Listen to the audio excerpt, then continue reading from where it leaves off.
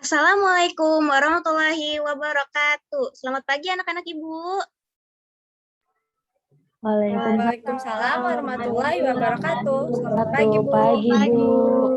Gimana nih kabarnya pagi hari ini? Baik, Bu. Alhamdulillah baik, Bu. Alhamdulillah, Bu, baik. Alhamdulillah sehat semua ya. Oke, sebelum mulai pembelajaran, agar diberkahi oleh Tuhan Yang Maha Esa, marilah kita berdoa terlebih dahulu. Berdoa menurut agama dan kepercayaannya masing-masing, berdoa dimulai. Berdoa selesai. Baik, selanjutnya Ibu akan absen ya. Yang Ibu panggil namanya boleh bilang hadir. Fatia Nur Safitri. Hadir, Bu. Anisya Fatia. Hadir, Bu. Rina Meliani. Hadir, Ibu. Nanda Larasati. Hadir, Bu. Alfia Putri Lestari. Hadir, Bu. Nuraini Kusumawati. Hadir, Bu. Alhamdulillah hadir semua ya hari ini. Oke, selanjutnya untuk menumbuhkan rasa nasionalisme kita semua, marilah kita menyanyikan lagu Indonesia Raya. Memori. Oke, Ibu mau share screen dulu ya sebentar.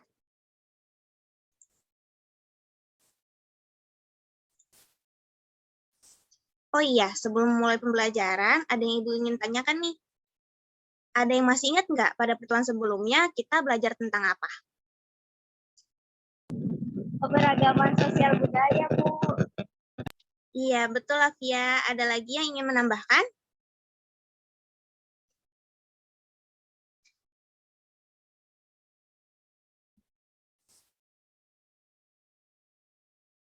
Tentang ini, Bu, toleransi keberagaman. Iya, benar, tentang toleransi keberagaman ya. Nah, oke. Untuk pada kesempatan kali ini, kita akan melanjutkan pembelajarannya di tema 7, subtema 2, pembelajaran ketiga. Nah, tujuan dari pembelajaran ini yaitu pertama, dengan membaca dan mengamati, siswa dapat menelaah nilai-nilai luhur dalam keberagaman masyarakat dengan penuh kepedulian.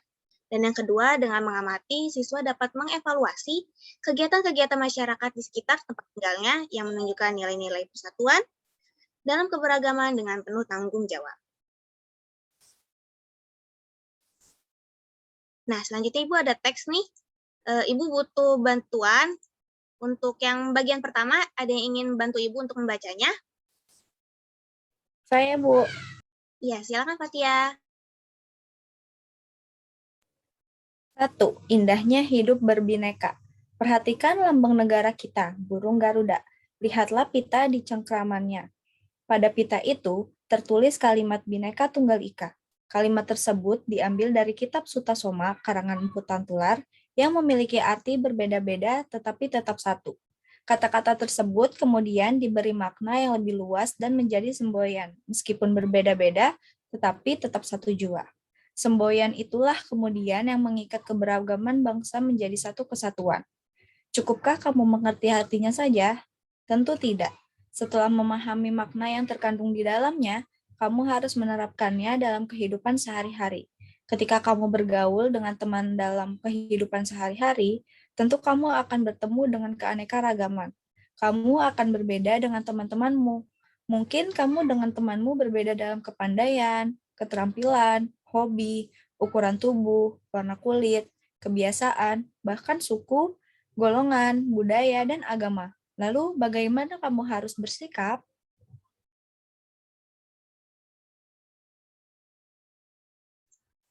Iya, boleh dilanjut Fatia ini. Untuk menerapkan nilai-nilai Bhinneka Tunggal Ika, kamu pun tidak perlu harus meniru temanmu atau orang lain agar terlihat sama. Kamu tidak harus seperti orang lain.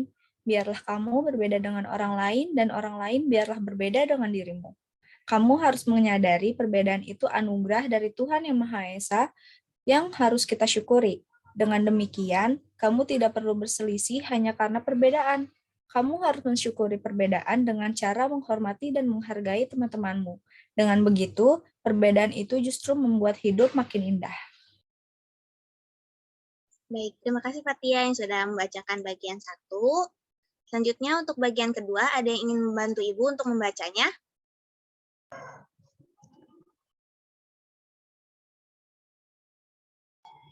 Saya, Bu. Iya, dipersilakan. 2. Indahnya hidup bersatu dalam perbedaan. Kamu tidak dapat hidup sendiri. Kamu membutuhkan bantuan orang lain. Demikian pula, kamu juga dapat membantu orang lain. Dengan saling membantu di tengah masyarakat, hidup akan terasa aman, nyaman, dan tentram. Misalnya, dalam bidang keamanan masyarakat. Untuk menjaga keamanan masyarakat, setiap anggota masyarakat wajib melaksanakan ronda sesuai jadwal. Semua mendapat kewajiban yang sama. Tidak memandang dia kaya atau miskin, tidak pula memandang asal suku dan agama.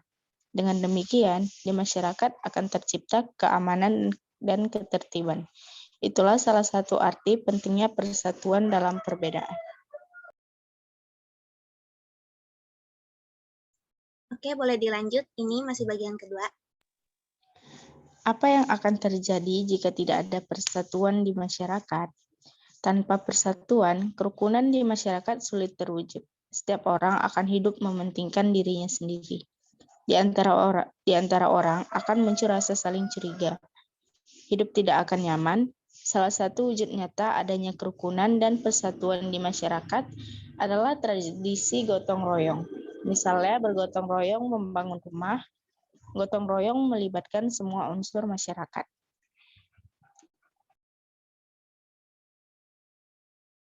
Baik, terima kasih Aini yang sudah membantu Ibu membacakan bagian kedua. Dari teks yang sudah dibacakan oleh teman-teman tadi, apakah ada yang ingin ditanyakan? Jika belum ada yang ingin ditanyakan, kita lanjut ya. Nah, selanjutnya boleh dibuka buku anak-anak sekalian halaman 107. Di sana kita ada tabel. Nah, boleh dikerjakan terlebih dahulu, nanti dipresentasikan ke depan kelas ya anak-anak. Baik, Bu. Baik, Bu. Baik, Bu. Oke, karena sudah habis waktunya, sudah selesai semua tugasnya kan ya? Sudah, Bu. Sudah, Bu. Baik. Kalau sudah, coba kalian presentasikan hasil tugas kalian satu-satu. Dimulai dari Rina, apa yang sudah kamu tulis? Iya, Bu. Saya bacain, Bu. Iya, boleh Rina. Nama temannya Ida Ayu, Bu. Warna kulitnya sawo matang. Bentuk rambutnya itu panjang, bergelombang, ukuran tubuhnya juga gemuk dan sedang. Jenis kelaminnya perempuan, agamanya Hindu, Bu. Sudah, Bu. Bagus, Rina. Oke, selanjutnya Ibu ingin dengar dari Anisha. Pada Anisha dipersilakan. Baik, Bu. Jadi namanya itu Nabila, warna kulitnya itu kuning langsat, terus bentuk rambutnya itu pendek dan lurus, Bu. Ukuran tubuhnya tinggi gemuk, jenis kelaminnya perempuan, sama agamanya itu Islam, Bu. Iya, bagus sekali Itu. Anisha. Terima kasih ya. Selanjutnya ada yang berani maju sendiri tanpa Ibu tunjuk?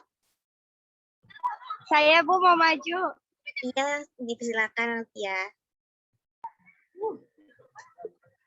Namanya Jason, warna kulitnya putih, bentuk rambutnya pendek lurus, Bu. Ukuran tubuhnya kurus tinggi, jenis kelaminnya laki-laki, agamanya Kristen Katolik. Ya, terima kasih Alfia yang sudah berani membacakan hasil pengamatannya. Ada lagi yang ingin mencoba untuk maju menjelaskan hasil pengamatannya? Saya, Bu. Iya, silakan Anda. Nama temennya itu Ukea, warna kulitnya putih, bentuk rambutnya pendek, Bu. Ukuran tubuhnya kurus dan pendek, jenis kelaminnya laki-laki, agamanya Buddha, Bu. Oke, baik. Pinter-pinter ya anak Ibu ini sudah mulai mengerti. Nah, Ibu akan menjelaskan sedikit ya. Jadi kan tadi sudah dijelaskan dari teman-teman sekelas itu bentuk tubuhnya berbeda, agamanya berbeda, rasnya berbeda. Nah, itu tidak terpisahkan dari bingkai Negara Kesatuan Republik Indonesia dengan semboyan Bhinneka Tunggal Ika. Jadi kita harus dapat menerapkan persatuan dalam kehidupan sehari-hari, yaitu hidup saling menghargai antara masyarakat yang satu dengan yang lainnya tanpa memandang suku bangsa, agama, bahasa, adat istiadat, warna kulit, dan lain-lain. Karena tanpa adanya kesadaran sikap untuk menjaga Bhinneka Tunggal Ika, akan terjadi berbagai kekacauan di kehidupan berbangsa dan bernegara. Yang dimana setiap orang akan mementingkan dirinya sendiri atau daerahnya sendiri tanpa peduli kepentingan bersama. Bila hal ini terjadi di negara kita, tentu saja akan terjadi perpecahan, ya kan anak-anak? Nah, oleh sebab itu kita harus menjaga Bhinneka Tunggal Ika. Selanjutnya, agar lebih memahami mengenai materi pada hari ini, Ibu memiliki video pembelajaran. Tunggu sebentar ya, Ibu coba search dulu.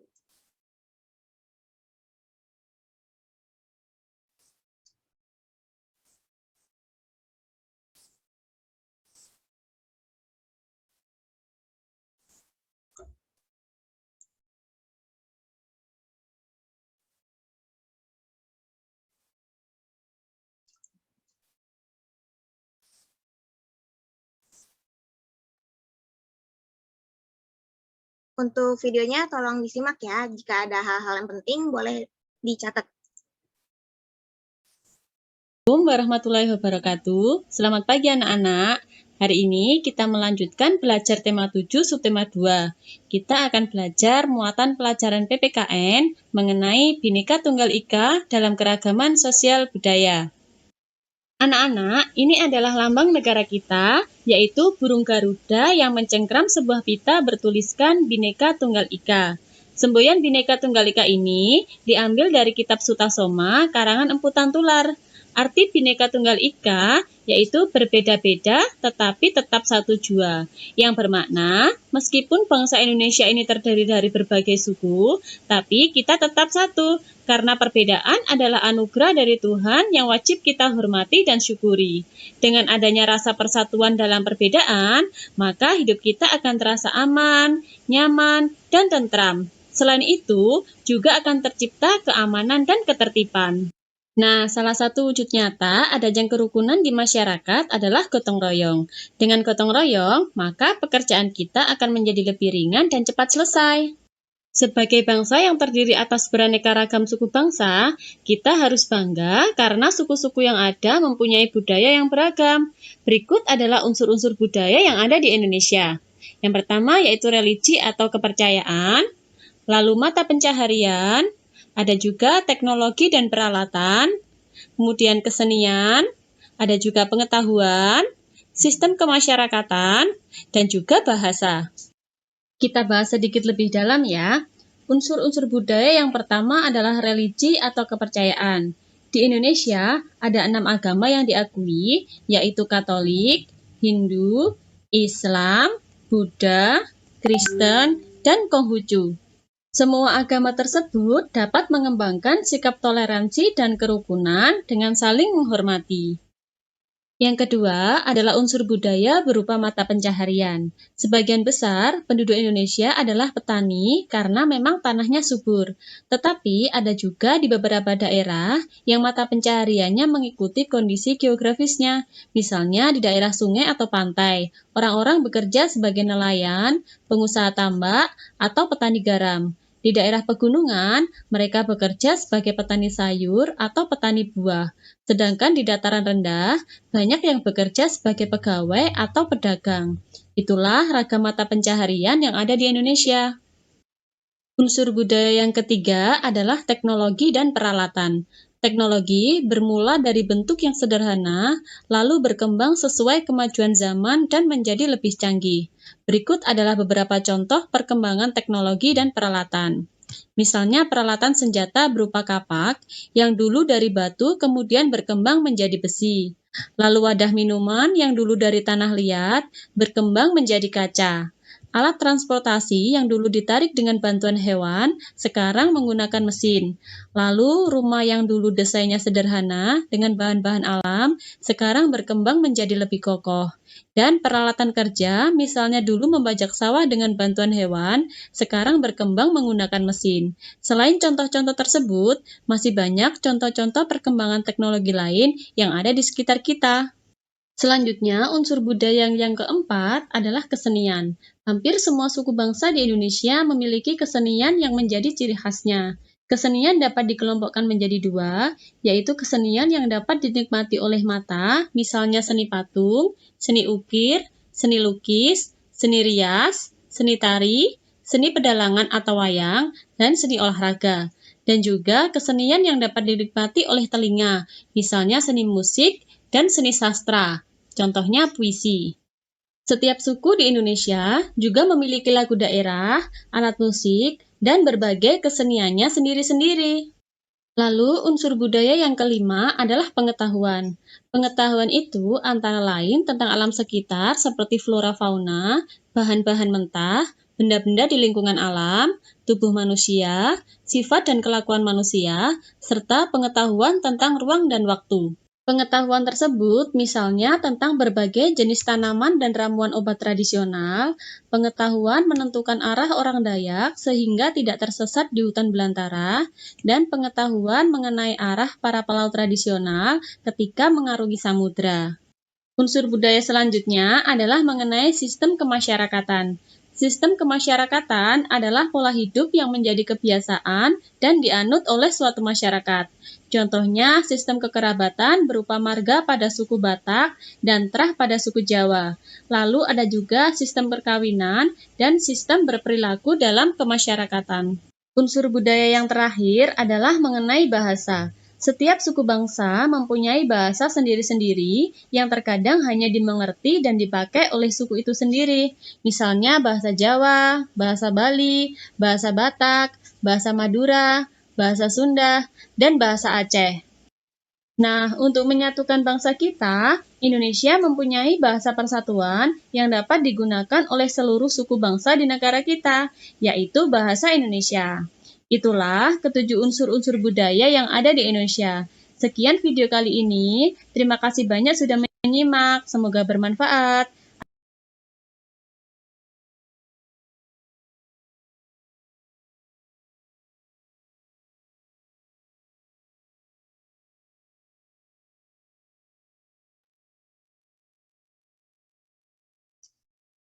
Baik, setelah menyimak video yang tadi Ibu tayangkan, selanjutnya Ibu ingin kalian membuka LKPD yang sudah Ibu berikan sebelumnya di grup WhatsApp. Jika sudah dibuka, Ibu ingin kalian kerjakan soal beserta tugas yang sudah ada di LKPD tersebut setelah kelas berakhir. Nanti dikumpulkan minggu depan ya, via Google Classroom. Di LKPD itu nanti kalian melakukan pengamatan mengenai pentingnya persatuan di tempat tinggalku. Petunjuknya, untuk mengetahui pentingnya persatuan, kamu dapat mengamati masyarakat sekitar tempat tinggalmu. Amatilah kegiatan-kegiatan yang melibatkan seluruh anggota masyarakat di sekitar tempat tinggalmu. Gunakan hasil pengamatanmu sebagai bahan untuk membuat laporan. Ibu tunggu ya, paling lambat minggu depan di Google Classroom. Wah, tidak terasa ya, sudah sampai di penghujung materi pada hari ini. Ibu ingin tahu nih, apa saja sih yang sudah kalian pelajari pada hari ini?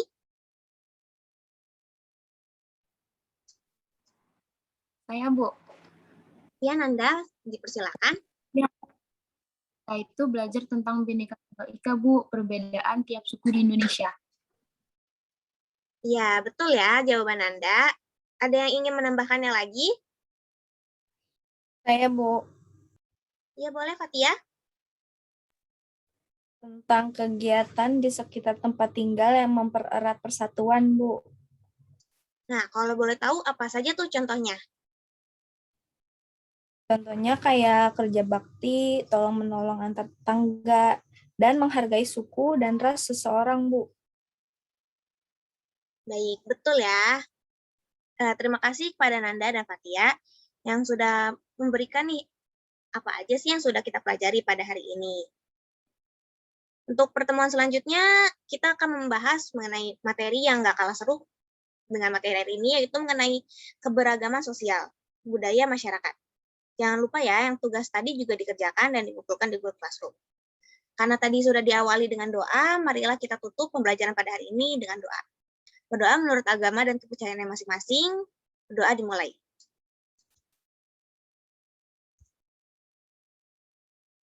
Berdoa selesai. Baik, terima kasih anak-anak yang sudah hadir pada hari ini. Boleh silakan live dari Zoom. Assalamualaikum warahmatullahi wabarakatuh. Waalaikumsalam warahmatullahi wabarakatuh. Terima kasih, Bu. Terima kasih, Bu Terima kasih, Lana. Bu.